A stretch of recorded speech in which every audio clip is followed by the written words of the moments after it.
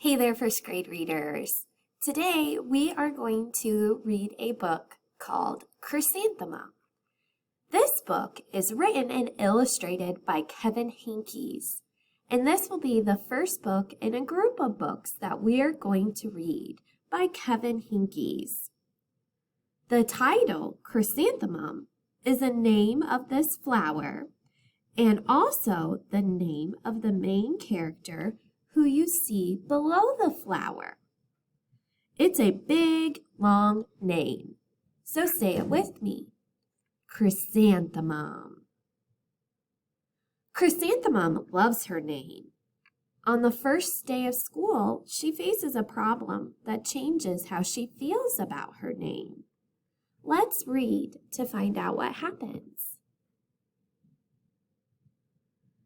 The day she was born was the happiest day in her parents' lives. "She's perfect," said her mother. "Absolutely," said her father. And she was. She was absolutely perfect. "Her name must be everything that she is," said her mother. Her name must be absolutely perfect, said her father. And it was. Chrysanthemum. Her parents named her Chrysanthemum. Chrysanthemum grew and grew and grew. And when she was old enough to appreciate it, Chrysanthemum loved her name. She loved the way it sounded when her mother woke her up. She loved the way it sounded when her father called for her dinner. She loved the way it sounded when her father called her for dinner. And she loved the way it sounded when she whispered it to herself in the bathroom mirror. Chrysanthemum, chrysanthemum, chrysanthemum. Chrysanthemum loved the way her name looked when it was written in ink on an envelope. She loved the way it looked when it was written with icing on her birthday cake. And she loved the way it looked when she wrote it herself with her fat orange crayon. Chrysanthemum, chrysanthemum, chrysanthemum. How does Chrysanthemum feel about her name? What does Henkes do to show you how she feels? Great thinking, readers. Chrysanthemum loves her name. And Henkes has shown that by telling us in the words that she loved the way it sounded when her mother woke her up or her father called her for dinner, or when she told it to herself in the bathroom mirror. Henkes also told us that she loved the way it looked when it was written on paper or on a cake or when she writes it herself. Chrysanthemum thought her name was absolutely perfect, and then she started school.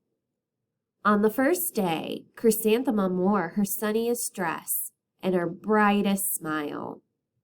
She ran all the way. "Hooray!" said Chrysanthemum. "School!"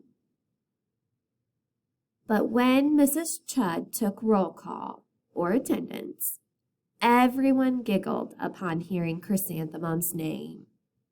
Mrs. Chud, Don, Evie, Lois, Al, Les, Kay, Max, Sue, Bill, Pat, Tom, Sam, Ken, Joe, Rita, Victoria, Chrysanthemum.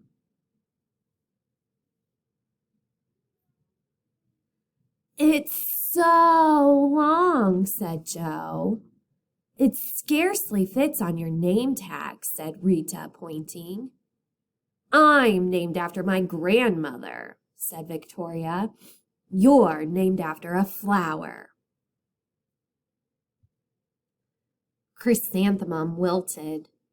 She did not think her name was absolutely perfect. She thought it was absolutely dreadful.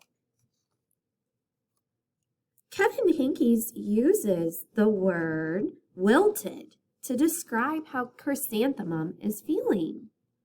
Wilted is what a flower does when it starts to die after it has bloomed. How does the word wilted tell you how chrysanthemum is feeling? Yeah, it's like her love for her name is dying because she's getting made fun of. It tells me that she's not happy. She's upset.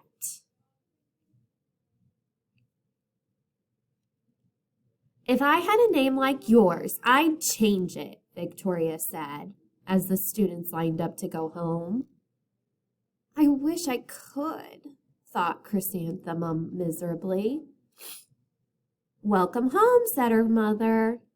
Welcome home, said her father. School is no place for me, said Chrysanthemum. My name is too long. It scarcely fits on my name tag. And I'm named after a flower. Oh, pish, said her mother. Your name is beautiful and precious and priceless and fascinating and winsome, said her father. It's everything you are. Absolutely perfect, said her father. Chrysanthemum felt much better after her favorite dinner, macaroni and cheese with ketchup, and an evening filled with hugs and kisses and parcheesi. That night, Chrysanthemum dreamed that her name was Jane. It was an extremely pleasant dream. So here, Chrysanthemum feels better. But what does her dream show you about how she's feeling about going back to school? Well, it shows me that she's feeling nervous and she doesn't want to go back because of her name, because she dreamed that she had a different name and liked that better. The next morning, Chrysanthemum wore her most comfortable jumper. She walked to school as slowly as she could. She dragged her feet in the dirt. Chrysanthemum, chrysanthemum, chrysanthemum, she wrote. She even looks like a flower, said Victoria as Chrysanthemum entered the playground. Let's pick her, said Rita, pointing. Let's smell her, said Joe. Chrysanthemum wilted. She did not think her name was absolutely perfect. She thought it was absolutely dreadful. Why do they say those things? Why is Chrysanthemum sad now about her name? Yeah, they're using put-downs and not kind words. Maybe it's because they just think that maybe they just want to pick on her. And that's making Chrysanthemum feel bad about her name. The rest of the day was not much better. During nap time, Victoria raised her hand and said, "A chrysanthemum is a flower. It lives in the garden with worms and other dirty things." "Thank you for sharing that with us, Victoria," said Mrs. Chudd. "Now put your head down." "I cannot believe your name," Victoria said as the students lined up to go home. "Neither can I," thought Chrysanthemum miserably. "Welcome home," said her mother. "Welcome home," said her father. "School is no place for me," said Chrysanthemum. "They said I even look like a flower. They pretended to pick me and smell me." "Oh, pish," said her mother. "They're just jealous and envious and begrudging and discontented and jaundiced," said her father.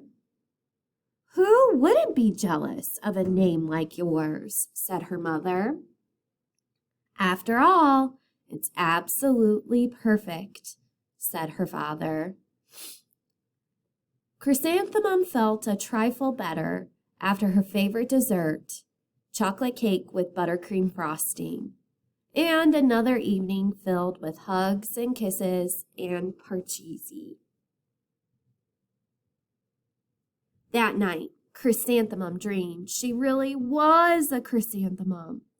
She sprouted leaves and petals. Victoria picked her and plucked the leaves and petals one by one until there was nothing left but a scrawny stem. It was the worst nightmare of Chrysanthemum's life. Chrysanthemum wore her outfit with 7 pockets the next morning. She loaded the pockets with her most prized possessions and her good luck charms. Chrysanthemum took the longest route possible to school. She stopped and stared at each and every flower. "Chrysanthemum, chrysanthemum, chrysanthemum," the flowers seemed to say. That morning, the students were introduced to Mrs. Twinkle, the music teacher. Her voice sounded like a dream, as everything else about her. The students were speechless. They thought Mrs. Twinkle was an indescribable wonder. They went out of their way to make a nice impression. Mrs. Twinkle led the students in scales. Then she assigned roles for the class musical. Victoria was chosen as the dainty fairy queen. Rita was chosen as the spiffy butterfly princess. Jo was chosen as the all-important pixie messenger. And Chrysanthemum was chosen as a daisy. "Chrysanthemum's a daisy, chrysanthemum's a daisy," Jo, Rita, and Victoria chanted, thinking it was wildly funny. Chrysanthemum wilted. She did not think her name was absolutely perfect. She thought it was absolutely dreadful. "What's so humorous?" asked Mrs. Twinkle. "Chrysanthemum," was the answer. "Her name is so long," said Jo. "It scarcely fits on her name tag," said Rita, pointing. "I'm named after my grandmother," said Victoria. "She's named after a flower." "My name is long," said Mrs. Twinkle. "It is," said Jo. "My name would scarcely fit on a name tag," said Mrs. Twinkle. "It would," said Rita, pointing.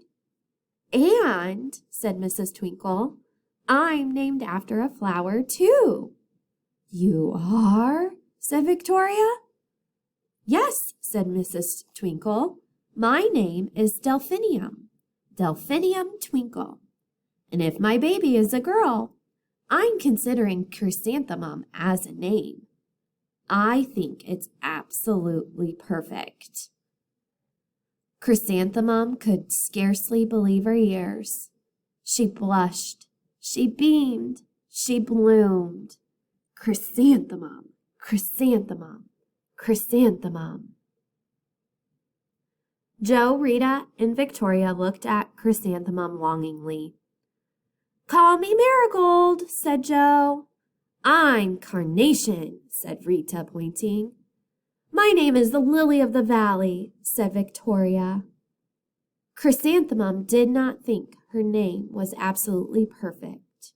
She knew it. This is called an epilogue, which means it's a continuation of the story. Overall, the class musical was a huge success. Chrysanthemum was absolutely perfect as a daisy. Victoria made the only mistake. She completely forgot her lines as the dainty fairy queen.